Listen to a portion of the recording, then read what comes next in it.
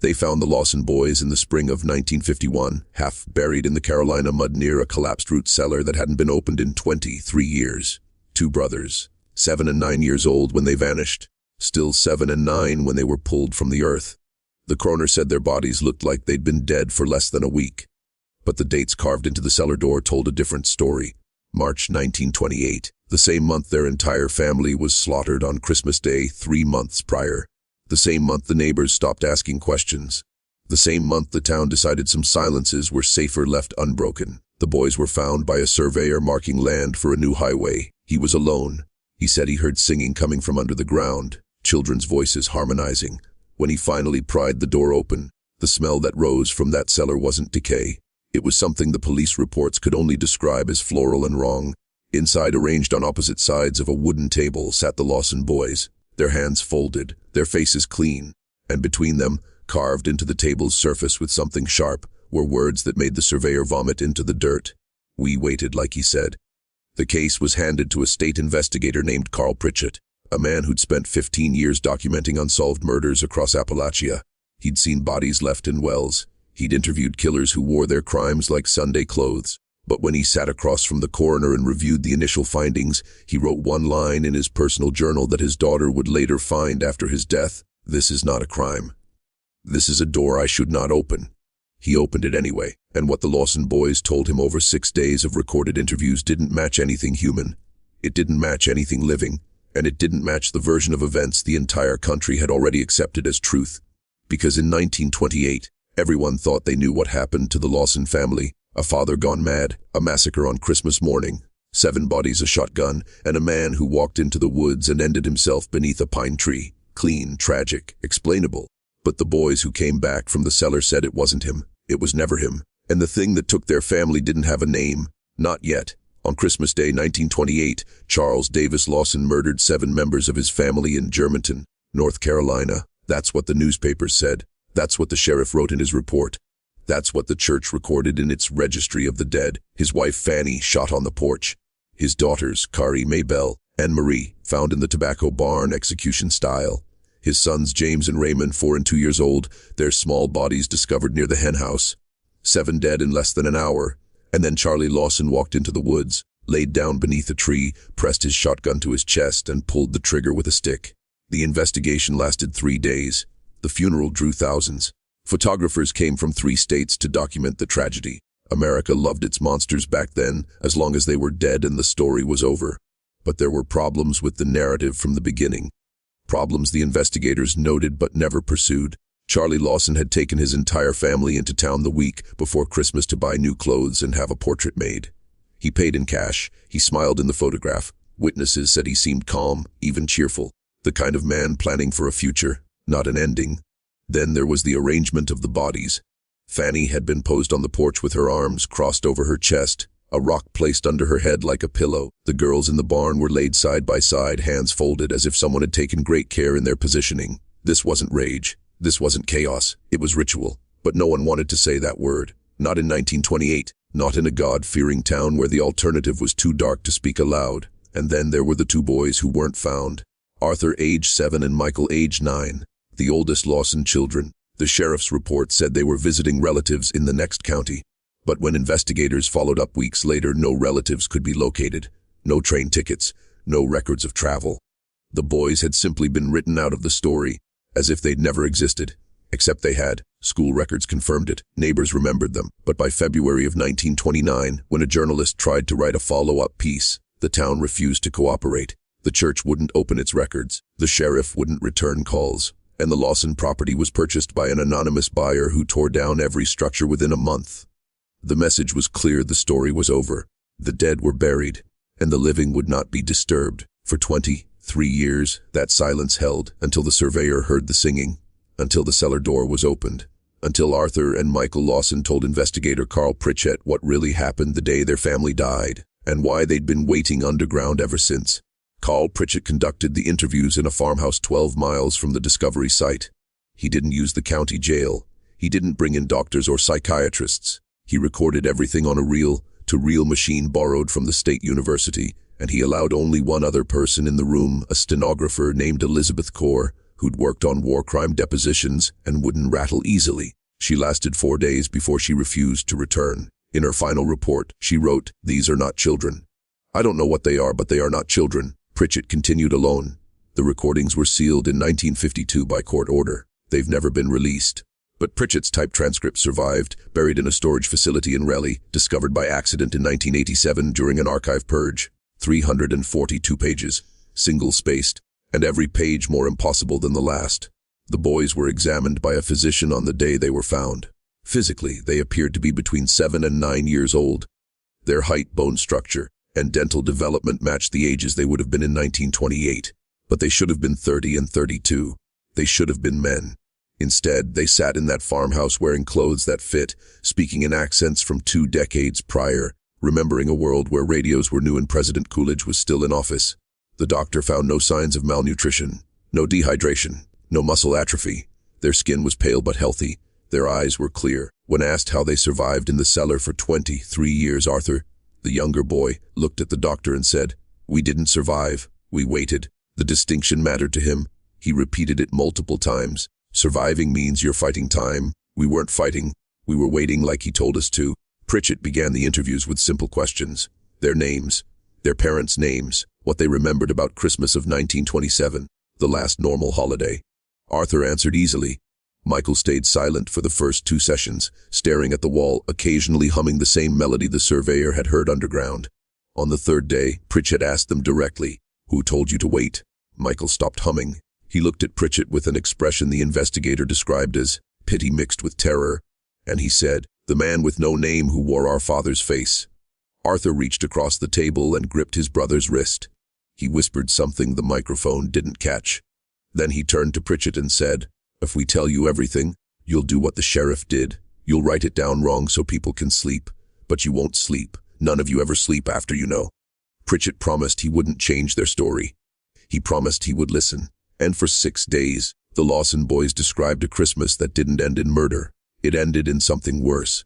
Something that required 7 deaths to cover up what it actually wanted.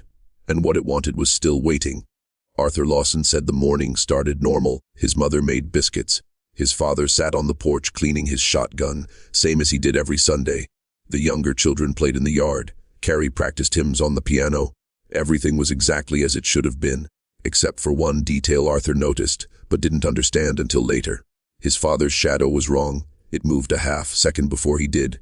Arthur thought it was a trick of the winter light. He didn't mention it. You don't question your father's shadow. You don't speak strangeness aloud in a house where God is watching. But Michael saw it too.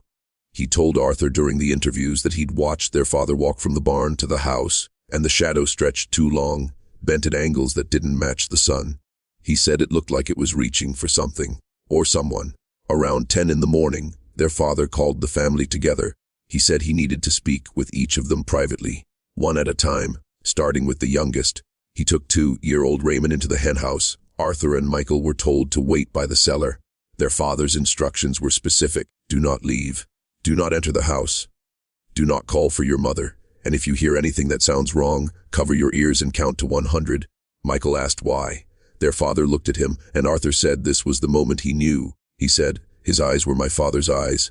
But the thing looking out of them wasn't my father anymore. It was something wearing him like a coat." Their father smiled.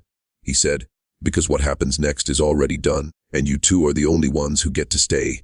They heard the first shot 6 minutes later, then the second, then silence, then their mother screaming cut short. Arthur started toward the house. Michael grabbed him, held him back. He said he could feel it, some terrible gravity pulling at him, trying to make him go inside, trying to make him witness. But he remembered his father's words, "Cover your ears, count to 100, so they did. They pressed their hands over their ears and counted aloud together, their voices shaking, tears running down their faces, and when they reached 100 the world was quiet again. No birds, no wind, just the sound of footsteps coming toward them from the house. Their father emerged. His clothes were clean, no blood, no dirt. He was carrying a lantern and a basket with bread and water. He opened the cellar door. He told them to go down. He said, "You'll wait here until I come back for you. It won't feel long. Time moves different when you're waiting for me." Arthur asked when he'd return. The thing in their father's shape said, "When the world is ready to know what I am." Then he locked the door, and the boys sat in the dark at a table they couldn't see, and they waited. They said it felt like days, maybe weeks. But their bodies didn't age, their hunger didn't grow, and the man who wore their father never came back. Because an hour after locking them in the cellar, Charlie Lawson walked into the woods and shot himself. Or something made it look that way. Pritchett asked the boys to describe the cellar. Arthur said there was no light source but they could see, no ventilation but they could breathe. The bread in the basket never ran out. The water never emptied. He said time didn't pass the way it should. They never slept, but they were never tired. They never aged, but they remembered aging. He described it as being stuck between seconds. Michael added something that Pritchett underlined 3 times in his transcript. He said, "We could hear everything that happened above us. Every footstep, every voice. We heard the funerals. We heard the house being torn down. We heard the investigators searching for us in 1928. We screamed. We pounded on the door. But no sound left the cellar. We were there, but we weren't. Not the way real things are." Pritchett pressed them on the entity, what it was, why it chose their father. Arthur said it didn't choose him. It was invited. 3 weeks before Christmas, their father traveled to a revival meeting in the next county. A preacher was there, a man no one had seen before or since, who spoke about salvation through surrender, about emptying yourself so God could fill you. Charlie Lawson came home different, quieter. His wife noticed. She told the neighbors he seemed distant, like he was listening to something no one else could hear. Arthur remembered his father sitting at the dinner table one night, staring at his hands, whispering, "I won't be enough, but 7 will be." When his mother asked what he meant, he smiled and said he was praying. But it wasn't prayer, it was negotiation. The thing that came for the Lawson family didn't want death. It wanted ritual. It wanted 7 lives arranged in a specific pattern, at a specific time, to open something. The boys didn't know what. But they said the cellar wasn't just a cellar. It was a waiting room. And they weren't alone down there. Michael described the presence. He said it felt like standing next to a fire you couldn't see. Warm, patient, watching. It never spoke, but they understood it. It was waiting for the same thing they were. For someone to open the door. For the pattern to be recognized. For the question to finally be asked. Why did Charlie Lawson take a family portrait a week before he killed them? Why did he dress everyone in new clothes? Why did he arrange the bodies with such care? Because it wasn't murder. It was preparation. It was a gift. And the thing that accepted the gift left the 2 oldest boys alive as witnesses. Not out of mercy, but because witnesses are necessary. Someone has to remember. Someone has to tell the story wrong first, so that later, when the truth comes out, it's too late to stop what's already been set in motion. Pritchett asked what happens now that they've been found. Arthur looked directly into the microphone. He said, "Now it knows we kept our part. And it's going to keep its. If you're still watching, you're already braver than most. Tell us in the comments, what would you have done if this was your bloodline? Would you have opened that cellar door?" Carl Pritchett submitted his final report on April 14, 1951. It was 17 pages long. The State Archive has it listed in their catalog, but the document itself is missing. The folder contains only a single handwritten note on official letterhead, received and destroyed per executive order. Investigation concluded. No further action. 3 days after submitting the report, Pritchett requested a leave of absence. His supervisor approved it. Pritchett never returned to work. His wife told friends he'd become obsessed with the case, that he wasn't sleeping, that he spent hours listening to the interview recordings alone in his study. She said he started locking the doors at night, all of them, even the interior doors. When she asked why, he said, "Because they're not the only ones who learned how to wait." On May 2, 1951, Pritchett drove back to the site where the Lawson boys had been found. A farmer saw his car parked near the collapsed cellar at dawn. By noon, it was still there. By evening, the farmer called the sheriff. They found Pritchett's car empty, keys in the ignition, engine cold. His briefcase was in the passenger seat opened. Inside were the reel-to-reel tapes from the interviews. All of them had been erased, magnetically wiped. Beside the briefcase was a handwritten letter addressed to his wife. It said, "I understand now why the sheriff wrote it wrong. Some truths don't just kill you. They kill everyone who hears them. I'm going to make sure this one stops with me." They never found his body. Search teams combed the area for 2 weeks. Bloodhounds picked up his scent leading directly to the cellar door, then lost it, as if he'd simply stopped existing at the threshold. The Lawson boys were placed in state custody. For 6 weeks, they lived in a juvenile facility in Charlotte while the court decided what to do with them. They were examined by 4 separate psychiatrists. All 4 concluded the same thing: the boys were not lying. They believed everything they'd said. But belief and truth are not the same, and no psychological framework could explain what had happened to them. On June 19, 1951, a family in Virginia agreed to take them in. distant cousins on their mother's side who'd never met them but felt obligated by blood. The boys were driven to their new home. They arrived at 2 in the afternoon. By 8 that evening, the foster parents called the state in a panic. Arthur and Michael were gone. Their beds were empty. The doors were still locked from the inside. A search was launched. It lasted 3 days, and then quietly it was called off. The official record states the boys were remanded to private care out of state. No names, no locations, no follow-up. Elizabeth Corr, the stenographer, was interviewed by a journalist in 1968. She was in her 70s by then, dying of lung cancer, and she'd decided some silences weren't worth keeping. She said the boys didn't run away. She said they were taken back. She said whatever made the deal with Charlie Lawson in 1928 wasn't finished. It let them come up to tell the story, to spread it. And once enough people heard, once it was written down and recorded and documented, it took them back down, because the door was never really closed. We just couldn't see it was still open.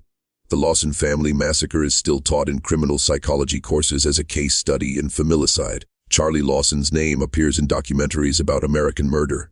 The Christmas portrait, the last photograph of the family taken together, has been reproduced in books, on websites, in true crime podcasts. Everyone knows the story. Father goes insane, family dies, tragedy explained. But no one teaches what happened in 1951. No curriculum mentions the boys who came back. No documentary interviews the investigators who vanished or refused to speak. The case exists in 2 versions. The public one, clean and complete, and the other one, the one that lives in sealed court files and missing reports and the testimonies of people who spent the rest of their lives looking over their shoulders. In 1983, a historian named Raymond Coles attempted to write a comprehensive account of the Lawson case.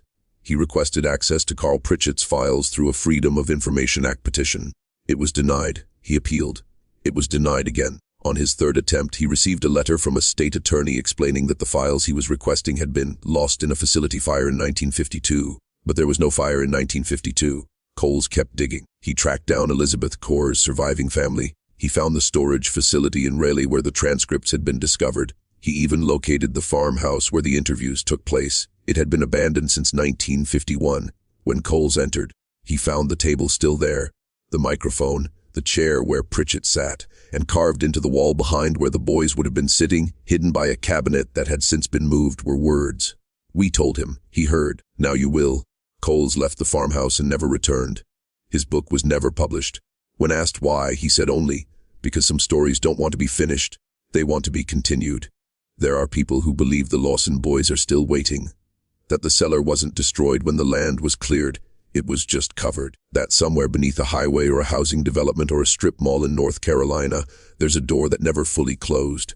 And that every so often someone hears singing underground, children's voices, harmonizing. There are others who believe the boys were never real.